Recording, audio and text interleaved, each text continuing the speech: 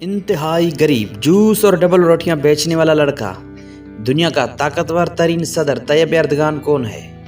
پیاس T V دیکھنے والے تمام دوستوں کو السلام علیکم۔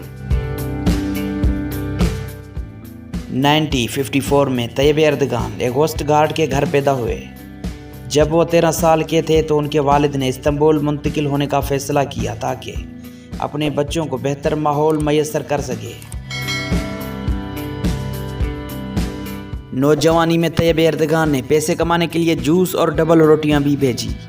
انہوں نے اسلامک اسکول سے تعلیم حاصل کی اور استنبول کے مارمارا یونیورسٹی سے مینجمنٹ کی ڈگری حاصل کی۔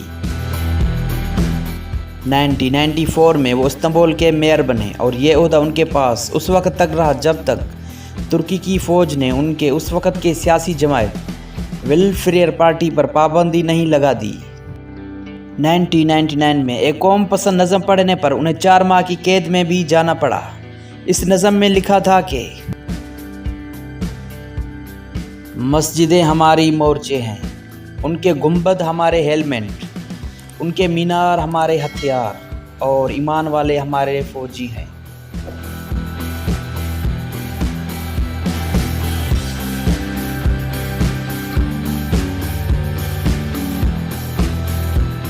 اگست 2001 میں انہوں نے عبداللہ گل کے ساتھ مل کر اسلام پسند جماعت AKP کی بنیاد رکھی۔ 2003 میں AKP نے قومی انتخابات میں کامیابی حاصل کی اور اردگان پہلی مرتبہ وزیر اعظم بنے۔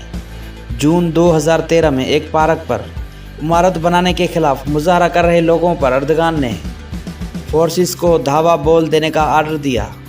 دسمبر 2013 میں ان کی حکومت کے خلاف بڑا مالی بدعنوانی کا اسکینڈل سامنے آیا اور ان کی کابینہ کے 3 وزراء کے بیٹے گرفتار کیے گئے۔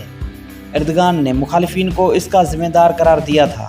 2014 میں وہ پہلے براہ راست منتخب صدر بنے۔ 2016 میں انہوں نے اپنی حکومت کے خلاف فوجی بغاوت کو ناکام بنا دیا تھا۔